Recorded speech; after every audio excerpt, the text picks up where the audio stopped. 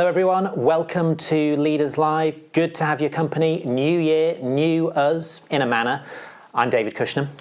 I wonder what manner. I'm James Emmett, the same old James Emmett. If you're with us live, thanks for joining.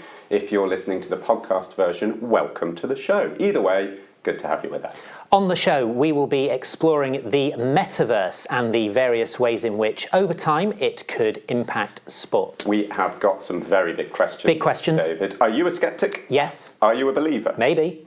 Are you somewhere in between? Yes. I'm asking them, who are the sports organisations to watch in this new online era, and does it represent the fundamental change some insist it will be, or simply another way to connect with and engage fans? To help explain what we know and, importantly, what we don't as the Metaverse becomes a reality, we will be joined momentarily by Carsten Thoder, founder at Aphetor, and Ashley Shaner, senior consultant at Seven League. And your contributions are welcome, nay, imperative. Live comments at LeadersBiz on Twitter or in the comments box on LinkedIn. And new, we're on email, studio@leadersinsport.com. We've gone email. It's good to be back on the air, and remember, we are here with Leaders Live in partnership with our friends at InFrontX every month, and we thought for this kickoff to the year, what is a nice, straightforward, easy topic to get us started for 2022? Metaverse. Remarkably, we have decided to tackle the Metaverse. Yes, whether your business is sport, technology, music, fashion, the Metaverse, David, is the latest must-have industry buzzword. You've said it 50 times already today. It's in the script. But what on earth is the Metaverse? Leaders, Cameron McDonald has the explainer. Cameron. Thanks, David. At its most literal, the Metaverse is a shared virtual world in which users can interact. But perhaps the easiest way to understand the Metaverse is to view it as analogous to the internet. Particularly when you consider that, much like trying to explain the internet in the 1970s, what we're talking about is something that's very much in its infancy and not yet fully formed. But like the internet, the Metaverse represents a broad shift in how we interact with technology. Many in the know, like Meta's Mark Zuckerberg, see this as the next great leap forward in human progress, as it changes not only that, but how we interact with the world as a whole. Virtual existence takes on a significantly more literal meaning in the Metaverse, as people move from having home pages to home spaces, and from profile pictures to avatars. So how is the Metaverse different from virtual reality and augmented reality? Whilst these technologies will be sure to play a key part in the structure of the Metaverse, one of the main differences between, for example, watching a sports event live via virtual reality and existing within the Metaverse is this idea of interoperability. The idea that actions and possessions work across the entire interface. The concept of virtual items is already well understood, from cosmetics in video games to the recent trend of NFTs, but interoperability within the Metaverse would allow the user to buy these items and use them universally. At present, buying a skin in Fortnite or Call of Duty allows you to use that skin only in Fortnite or Call of Duty, but in the Metaverse, you might buy a virtual shirt and then wear it to a virtual concert later that evening, as it is the user, not the platform, who owns that item. The potential implications here for the fashion industry have not been lost on companies like Balenciaga, Gucci, and Burberry, who are all already implementing their own products into the Metaverse. Some have described the Metaverse as being a more embodied internet, where instead of just viewing content, you're in it. In the example of a concert, it's easy to imagine the difference between watching on a screen or engaging through virtual reality, and this has applications throughout society. Many have highlighted the potential impact that this shared sense of space could have in business, stripping away the impersonal feel of video chat meetings. Just the other week, Gymshark executives posted a video of a meeting they had in the Metaverse, and the difference was palpable.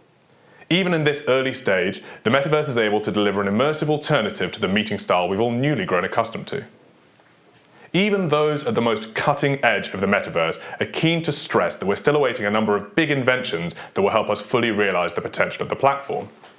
Using the example of the internet again, it took the invention of the smartphone to really provide the 24-hour, 360-degree access of the service. And much of the same is true here. We're still awaiting the advent of that equivalent for the Metaverse, and once it arrives, those most well-positioned within the platform will surely reap the rewards. That's it for the explainer. Thanks very much indeed, Cameron. And it was good to see the disembodied form of Phil Sharp from our partners at Infront X. They're joining us via avatar in the Metaverse right here. Cameron will be back with you later in the show for a slice of the social conversation. Cameron will be monitoring all the platforms we are on: LinkedIn, Twitter, email. So keep your thoughts, questions, complaints, criticisms coming in. Less of the complaints and criticisms, actually. Yeah. I haven't got any. Okay, not yet. Not yet. Let's bring in our first guest, and we are absolutely delighted and relieved to bring in some top digital expertise to the conversation by linking up with Ashley Shaner, Senior Consultant at Seven League. Ashley, absolutely fabulous to have you with us. Do we have you with us? Are you there, Ashley? I am here, and thank you for having me today. Looking forward to the conversation. First question, Ashley. Are we in the metaverse right now? Is this a metaverse that we're on? Communicating with each other? I would say it is a portion of it. I think the interesting thing when we talk about Metaverse, and Cameron did a very nice kind of explainer video there to tee it up. The first thing we think about is that it's not just one place. I think we're still looking for a consensus on what the actual definition can even possibly mean. I think if you ask different people, it's very much different to different people. So if you ask Mark Zuckerberg, he'll very much have a very different example than, say, if you ask the CEO of Microsoft. So I think for us, in looking to kind of get to that consensus, I think we need to look at what the actual definition is and if we can get there. And I think for myself, very much bringing it down to common terms, it's an online community. So to answer your question and come full circle, yes, this is an online community. We are living our real lives in an online way. So what we're doing today is even kind of an extension of that. Okay, so we are kind of in a metaverse. We've obviously all done our research, Ashley, so we know that the metaverse as a term, I think, came about around about 1992. So it's a common concept, but we suddenly have gone absolutely wild for it in the last 12 months or so. Why is that? Why are we now all discussing metaverse and Web3? So I think when you look at it, there is, and you're absolutely right, this concept's not something that's completely new. It's definitely picked up traction as we've seen over the past kind of 12 months, especially as we all check our news feeds. So I think when we look at some of the components of an actual metaverse, when we look at VR and blockchain and AR, those have all been around in kind of some form or capacity for some time. It's now actually bringing them together. So when you look at it, really, technology has helped to spur this. So when we look at the just adoption of technology, smartphones, 5G coming into play, new technology that's popping up. So companies that are creating NFTs or companies that are actually extending the blockchain and doing things like that, that adds to it. We look at trends in just overall digital consumption. So for younger generations, this is very much more at the forefront of what they're used to. So people are used to that. COVID definitely has played into it. It's definitely spurred all of our, I think, digital worlds up. As you say, we're still holding digital events now as we speak. So I think as you looked at that, that plays into it. And then when you look at the capital and talent that's now being shifted into this market, that's a whole nother area that we're looking into. So you really have that almost perfect storm of three different buckets that are really pushing this forward. So again, when the likes of, say, Facebook is going to invest, or now what they're calling Meta, and redesign their whole company around this concept, that's definitely going to help to move the market and push things in a much different direction than what we've seen. Ashley, what are you hearing from your clients? Obviously at Seven League, you're working with all sorts of organisations, sports organisations around the world. How are they feeling about all this information, excitement, hype around the metaverse? Are they baffled? Are they intrigued? Are they excited? What sense are you getting? I'm going with baffled. I think it depends on who you speak with. First and foremost, I think being in our position, that is one of the reasons people do come to talk to us, is actually how do you actually figure this all out?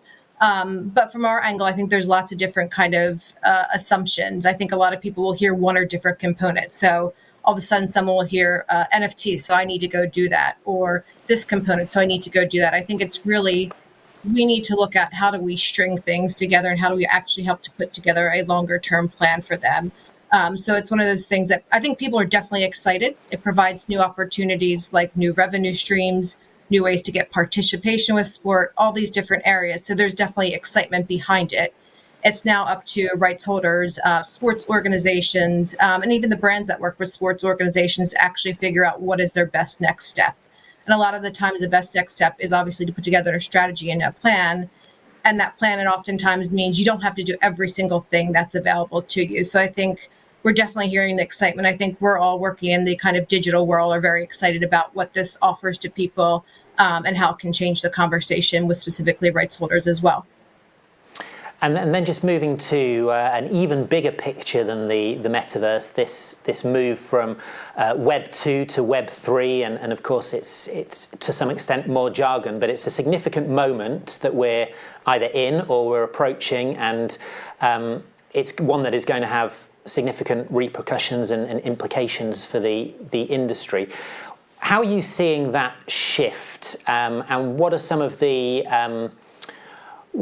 sort of headline items that you think are critical, considerations that are critical for sports organisations to at least be thinking about at the moment as the technology, as the education develops?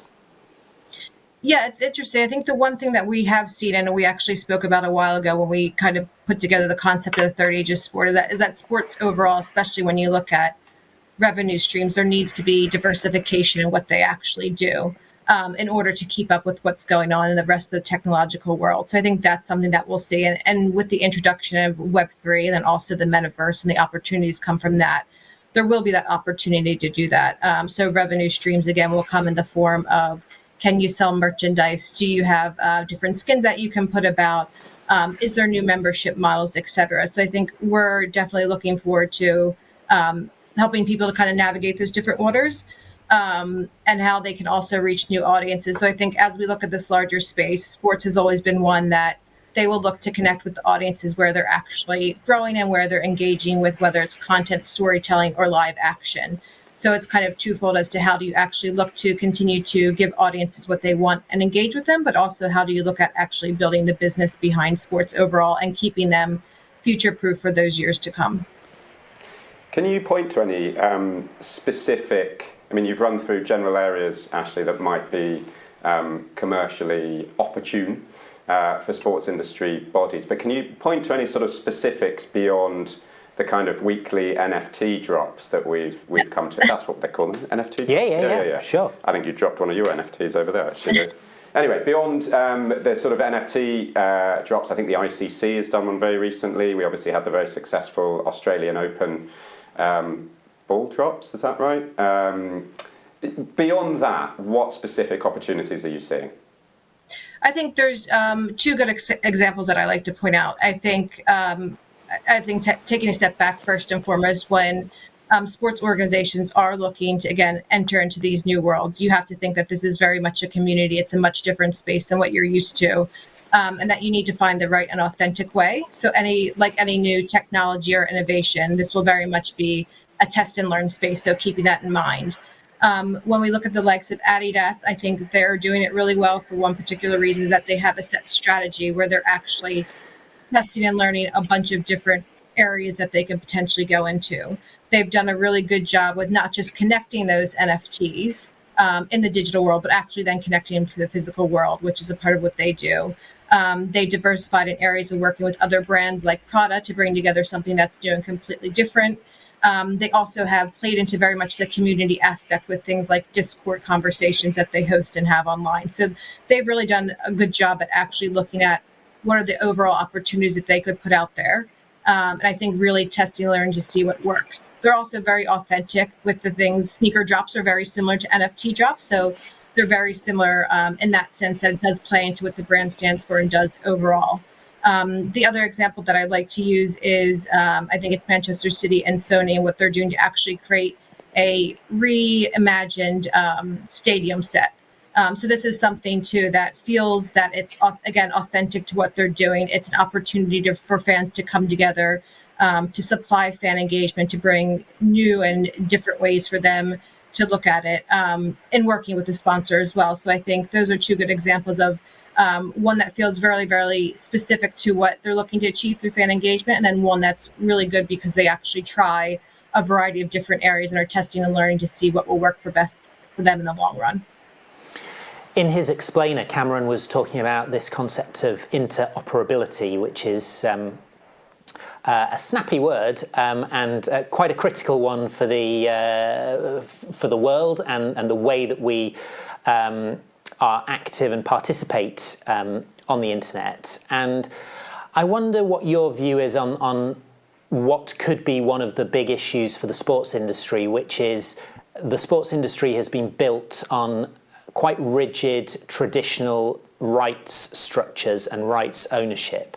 How does that square up with a world in which you have the ability to move yourself and your digital profile and objects and avatars and skins seamlessly from platform to platform, game to game, software to software? I think to tackle the first part, the actual challenges of moving from one world to the other, we are still a far way off from that. That's something that I think is one of the biggest challenges to figure out, is exactly that. How do you, if I purchase something in one world, how do I move to the other one? So I think that's still some time off. I think when we look at the rights landscape overall, it has been very traditional, but I think there definitely will be metaverse rights, or how they are carved up will be something that will come about. I think the biggest challenge is there's always been tension as to, even when you look to split rights in a geographic type of location or digital versus, say, broadcast rights. This kind of new option we'll see, does this actually go into those worldwide or global rights, or will it again be carved out as something different? I think that's one of the things that we'll definitely see unfold probably sooner rather than later, just because it is the kind of current newest thing. And I think people want to include that because if fans are experiencing something on a global level, that then also has to incorporate that virtual global level as well. Actually, we're all sort of scrambling around. This is such kind of tricky cerebral territory, I think, for so many of us, and certainly a lot of the people within the sports industry that I talk to. Speak for yourself. I am now, but now I'm going to speak for some of the anonymous people that I speak to in the sports industry who are sort of anxious about this area because they feel like they need to gen up on it. You know, they need to understand how it affects their business. And we turn to people like you, Ashley, and Carsten, who's coming on in a second, to give us this knowledge and to give the sports industry this knowledge. But where do you go to for inspiration, for knowledge on a topic like the metaverse? There's a lot of different things. I think, to your point, it's something that's coming up in our news feeds every day. So you see tons of great examples of what people are testing and learning or trying. I think for my own personal inspiration, outside of obviously sport, which I love, I also look to other industries. So one of the things that Carsten also touched upon was just what the fashion industry is doing. They always have been very much at the forefront when it comes to technology. You'll see them testing things like AR and VR in stores and out of stores, creating the actual store of the future, and actually bringing in things like e-commerce and taking it to the next level. So I think looking at those examples of what Gucci's done and what Balenciaga's done are really good things to see, because a lot of times they tend to stay a little bit ahead of the curve when it comes to that. So I think looking and following different industries outside of sport who are early adopters is also something useful in our day-to-day to do as well. We're going to bring Cameron in now, who's been keeping an eye on what everybody has been saying online. And I think you've got a question to pose to Ashley, Cameron. I do indeed. Actually, the conversation around the metaverse has been led in a large part by Metaverse, by Meta, formerly Facebook. Can we expect Web 3 to be dominated by these large tech companies in the same way that Web 2 was? I think that is one of the biggest challenges that we're seeing in the transition from Web 2 to Web 3. So I think very much the idea around Web 3 is that it will not be based on these larger technology companies, and that is very much creating the, I guess, internet of people's dreams, or what people really see to be what they think that the actual internet should be. But I think Microsoft has definitely put a stake in the ground, as well as Facebook, aka now Meta. So I think looking at those two companies, I think we would be remiss to say that they will just all of a sudden disappear and go somewhere else. I think they've invested in it exponentially, as we've seen just over the past kind of week. But I think you will have these new players that will also come about. So I think that's one of the areas that we'll look to uncover as it kind of unfolds. But we're definitely seeing from the larger tech players that they are not by any means just going off lightly into the sunset for this type of stuff, and will continue to have a place, and also I think to lead the conversation and push the boundaries through the investments that they're making in the industry overall. Ashley, stay there, back with you shortly. And remember to keep your questions and comments coming in on Twitter, on LinkedIn, or on our new exciting email address, James, which is... Shall I read it out? Please. studio@leadersinsport.com.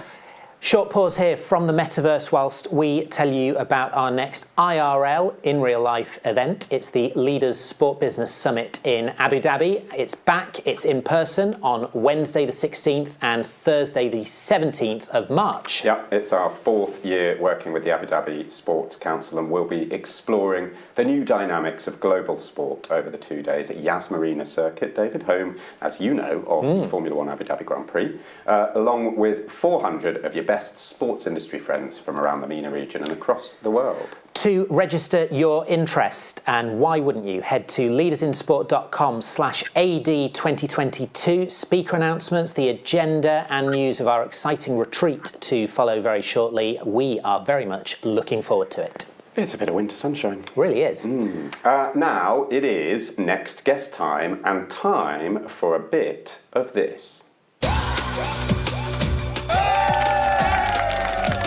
Dragging it across the line. I cannot believe what I'm seeing. Oh my God.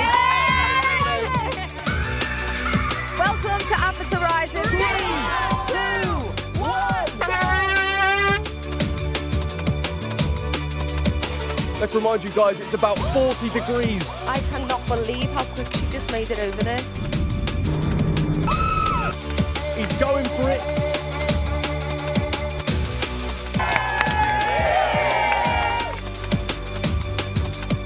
Always puts 100% of effort in. Oh, that was awesome.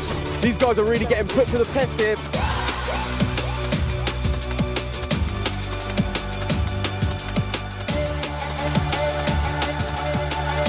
This is a superwoman right now. This is what the Aphetor Games are all about. That is Aphetor, where, although it looked very physical indeed... I thought it was your holiday. No, that was Aphetor. Very similar to my holiday, but it was Aphetor, where the lines between the physical and the digital are blurred in a competition sometimes described as the Metaverse Games, which is actually fairly handy for this afternoon. And with us on the line is Carsten Toder, founder of Aphetor. Carsten, good afternoon to you. Hey, how's it going? I feel very well. underdressed seeing you guys in your kind of... We didn't send the dress code, sorry about that, No. Carsten. Carsten, rather, I would say, with a lack of foresight, we have just played a video in a medium which we intend to be sort of consumed via audio. So describe for us what we have just seen in that video there.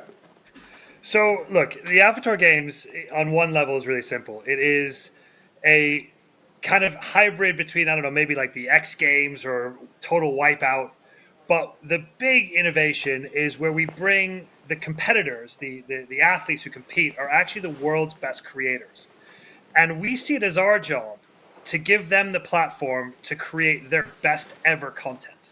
So it's not just about the action that takes place and, you know, them competing in the obstacle course or whatever it is, but it is a platform for them to collaborate with each other, to, you know, explore the local towns and the food and try all the different kind of, fashion or cultural experiences that are there. And really, as I said, by putting them in these awesome places, giving them these incredible experiences and challenges to do, surrounding them with each other, surrounding them with the ability to sort of, level up their quality of content, to generate this incredible volume, this ocean of content made by the best creators in the world for their audiences and distributed on their channels. So again, you talked about the sort of rights model holding everything back in traditional sport. Aphetor is completely against that. Our model is the more content created by more people, distributed more broadly, the better. And so we are trying to create the conditions for the creators to do what they do best, which is create great content for their audience.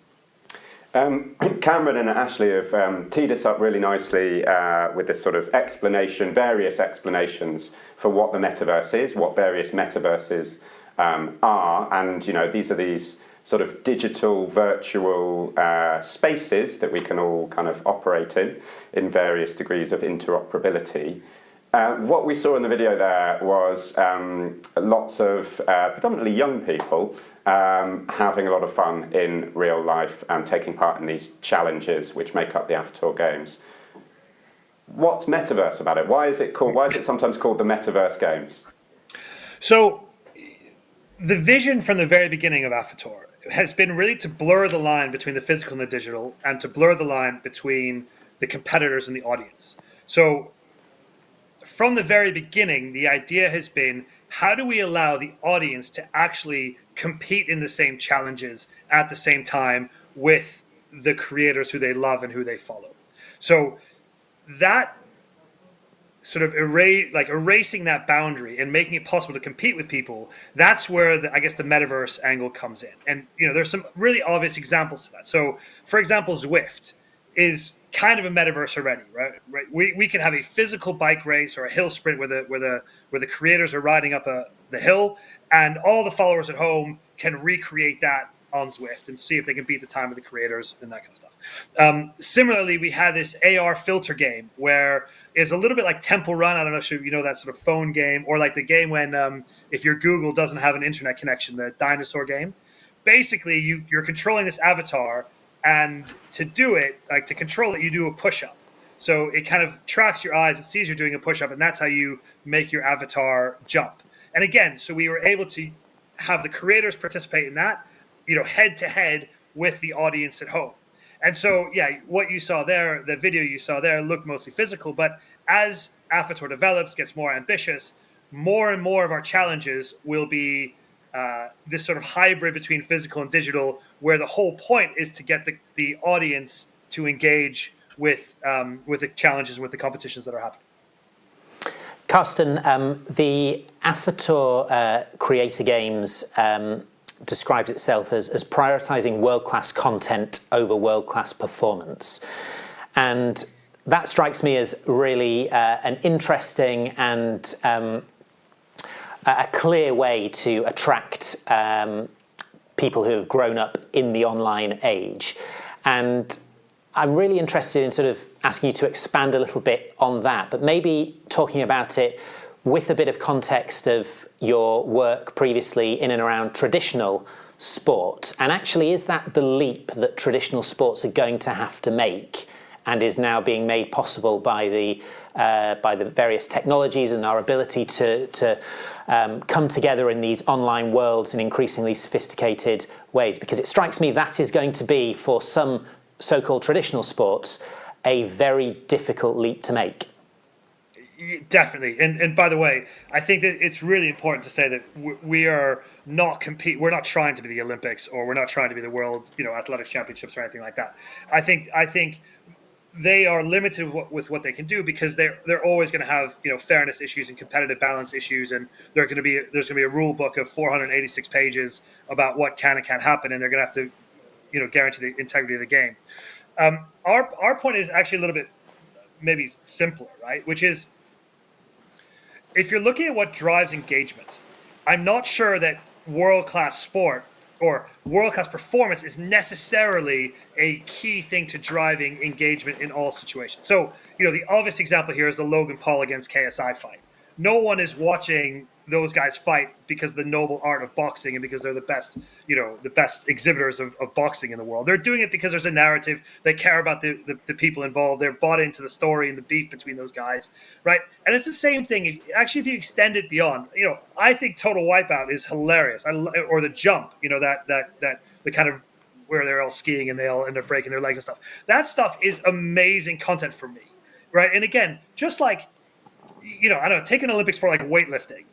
When does it really matter if you're lifting 727 kilos or 127 kilos? Really what matters is the story about how you've overcome adversity, or, the fact that you've lifted that for the first time, or, whatever it might be. It's not the absolute number that really matters. And then, you dive down a little bit. And again, I think this is I don't want to mention any names of other businesses, but the other problem you have is that world-class athletes are world-class athletes, and they're pretty shit at, sorry, I'm not sure if I'm allowed to swear. They're not very good at creating content. You have to take that back. Cut that off. Yeah. They're not very good at creating content, right? So, like, you can give a camera to Lionel Messi and tell him to take a picture of himself or, to film himself what he does all day long. And it's not going to be great content. So actually you sort of have to make a trade-off. If you want great content, you want to put the content creation in the hands of people who are brilliant at creating content, you kind of have to make a choice. And Aphetor has made the choice that really what people are more bought into is the stories, the narratives, the personalities, right? The charisma of the people, the competitive element stays the same, of them trying to beat someone else, or them trying to conquer their own fears, or them trying to do something that they've never done before. So that is really what we're getting at, without trying to worry about whether they're the best person in the world at doing it. We're going to bring Ashley in a second, but we're going to go to Cameron over at the social wall. Questions Corner. Questions Corner. We're workshopping the title. If you've got any ideas, email us. Cameron, some engagement from people watching. We've had some more great questions, and this one is going to be a bit of a hardball one, Carsten. One commenter asks, is the rise in popularity of the metaverse driven by the desire of advertisers to duplicate the physical world and create more inventory, or is it actually meaningful in any way? I mean, I'm not speaking on behalf of advertisers. For sure, it gives new opportunities to engage with people in a different way, right? And I think that's what's important. So, which one of us wouldn't want to compete in the Olympics, right? Which one of us wouldn't want to have the chance to, to be on the same team as your hero, or wouldn't want to have the opportunity to, we're also developing a sort of virtual version of dodgeball where the audience throws the dodgeballs into kind of an AR type arena. Like, who wouldn't want to throw a dodgeball at, your, someone who you admire type thing? And I think, for me, that's the opportunity that it provides, right? It provides the opportunity for people to engage in a slightly more, like, I guess, physical, but also in this kind of deeper and more meaningful way in things. The idea of sitting back and watching something is never going to be as good as being more actively involved and being a participant in that, right? And I think it's one of the appeals of esports. Is one of the reasons why this audience is so sort of captivated by esports is because it is more participative, and it does have a more level playing field in terms of the fact that you can play Call of Duty against anyone, or you can play Fortnite against anyone, right, from around the world. And that is an appeal. And the more that we can make, I guess, traditional sport like that, I think people will embrace it. Ashley is still with us as well. And Ashley, I think building on that, one thing that we have seen is a number of brands dip their toes into the water here, whether it's with any NFTs or creating partnerships or starting to become active within the metaverse. It feels like there's a lot of knowledge sharing to be done between sports organisations and those brands. And do you think that is actually where we're going to see an acceleration of progress from a sports industry perspective through maybe existing partnership deals between teams, leagues, and brands? Yeah, and I think just to build onto the last question with actually looking at advertiser and advertiser demand, I think we also need to keep in mind that the consumer, the end user on this is not dumb. They definitely will see when things are not authentic to a platform or to a community. And I think that's one of the things as you look into the metaverse, those types of communities, that they are almost self-police. So I think if you're an advertiser or a brand, you do need to keep that in mind, that you need to do something that's going to actually work and that people will value, not just put a logo or a brand on something, but actually do something that actually creates something for them and brings value to them. I think there definitely will be, from a sponsor perspective or a brand perspective, I think that will definitely come into play. I think, again, everybody's very much excited about the metaverse from the kind of new bright and shiny marketing ploy. So that is one way to look at it. But I think, too, these brands are also looking to it longer term strategies. So what is the way to actually invest in the companies that are helping them to build the metaverse? And there's a way to look at it from that angle as well. So I think they'll definitely start to push it. And we'll share those learnings with rights holders and with sports organizations. But I think people also need to take a step back and not just do the same thing that everybody else is doing and repeat it over and over again. I think there's definitely a way to carve out a specific area or a specific way or a specific technology that works best for you and what you're looking to achieve overall as well.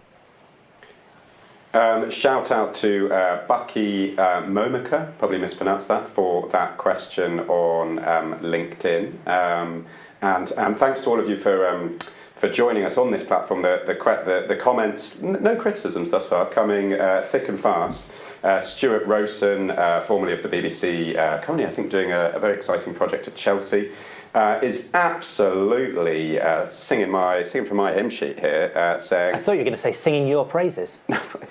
Not yet, anyway. He says, let's club together and find a different name for NFTs. Yes, please, preach. Such an exciting area for us all, but I'm not sure I can repeat the phrase for the next 20 years. I agree with that. Back to Question Corner, I think, and Cameron might have teed us up with another one. Yes, indeed. A very timely comment from Chris Salt. He asks, with today's news about Iconic going into liquidation and the ongoing trepidation around some quarters in the socios market, what is the next step in making fan tokens, something we've all become more familiar with, a more credible and authentic model of fan engagement? Do traditional sponsorship models need to take a leap of faith to create more meaningful connections and step away from the pre-match music, which has no real value to fans? Who's going to jump in on that? Yes, Carsten is itching to go. Carsten. Go for it. Yeah, listen. So this is another really interesting one for us, because when we first started with Aphetor, when we first sort of pitching the ideas to investors, this is in 2019, before I definitely hadn't heard of what an NFT was. But we did talk about Aphetor tokens. And we talked about ways that we could reward people for participating in the community, right? For people who made content that performed really well, or for people who voted on the outcome of certain things, or who predicted the right results, or for who could let's say take part in that Zwift challenge, but then you would maybe have to pay some to take part in it, but then you could win some if you perform very well. So we always saw Aphetor tokens as this sort of way of incentivizing engagement and incentivizing people to contribute more to the community, because obviously the more they contribute, the more they can earn, and the more the tokens would be worth. And it was kind of that really natural feedback loop that we thought would make people want to contribute more to the Aphetor ecosystem. And in a way, that's what Roblox is doing with Robux, and that has always been at the very, very center of our strategy. I think if you think of it that way, then tokens are useful, because they are rewarding and encouraging interaction and engagement in the community. And again, this is really important because we're not performance sport. We've got a lot more freedom and flexibility to have people actually determine what creators take part, what challenges happen, who goes first, who gets a competitive advantage. We have that freedom to involve the audience a little bit more. That question sort of raised an interesting point, and both of you, Ashley Shaner and Carsten Toda, are in the business of educating clients, and Carsten, in your case, I guess, would be investors.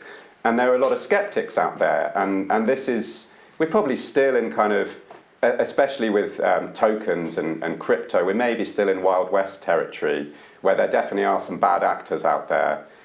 But things like Iconic going into liquidation and the mess that's made, there's a lot of suspicion to go alongside the skepticism. What do you say? Is there a simple kind of sentence or paragraph that you both use to sort of break through the cloud of suspicion and sort of point the way to a gobbet of truth and positivity in this space? So for me, it's really simple. It needs to be a business first that needs a token, rather than a token that needs a business. And I think that's probably, if you can look at the business that the token is a part of, and it makes sense as to why a token is needed and what value the token is going to drive, it's going to be great. If they're talking about the token in isolation of what it's doing, or they're kind of making it too big of a stretch for how it's going to be used in the future, or making lots of assumptions, then I think that's where you need to be careful. And Ashley, sorry, go ahead. Yeah, I was going to say, just to build upon that too, I think when we look at things like that, I think the way that the kind of question was teed up too, that's very much from a sponsorship or a marketing play. So fan tokens also have, I guess, other functionality that you can look at using them for, whether it's actually buying into the club and supporting a club. When we look at things like actually women's sport who haven't even had the opportunity to kind of get themselves on the commercial radar, it provides people the investment opportunity to look at those new and different sports that are out there.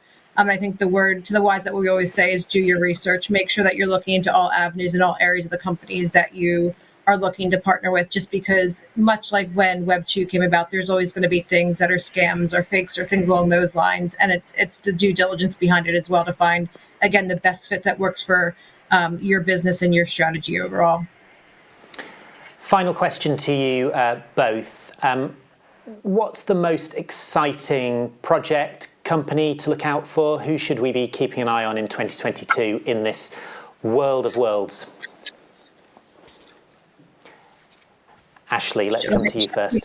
I will say mine specifically is World of Women, which is an NFT that has picked up a lot of traction. I think the one main reason that I like it, it's basically, again, using the NFT word, is looking at different kind of avatars and creations of different types of women. But what is really interesting is the kind of background angle of that business and how it's reinvested into women funded organizations. So I think from that part, if we can start looking to not only to how to make money as businesses, but also how to reinvest it back and to have more philanthropic efforts behind it as well, that's something that I'm looking forward to watching as well. And Carsten? I think there are a couple that I'm looking at. Like I think I'm very interested to see the whole Links DAO thing. I think that model of ownership and decision making, I think is interesting. I'm not sure that golf is the most disruptive sort of platform for that to be on, but I'm interested to see how that works. I'm interested to see if that sort of model does grab hold in a sort of more traditional performance sport way.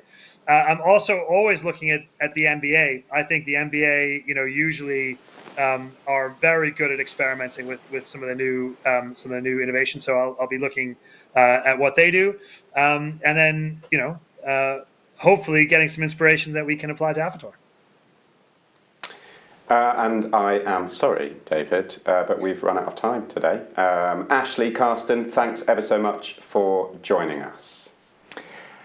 That's Carsten Toda, founder of Aphetor, and Ashley Shaner, senior consultant at Seven League. And a thank you to everyone tuning in, posting your questions and your comments for Cameron over in Questions Corner.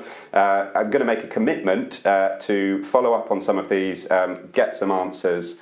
I think, and also if you're listening to the podcast, we will put something together as a follow-up with questions. So fire your questions in. We'll pop it in an email or something next week. studio@leadersinsport.com if you would like to use email to get in touch. That's Leaders Live and the Metaverse sorted, I think. It's done. Yeah. Leaders Live returns in February. Thank you for joining us. Bye-bye for now.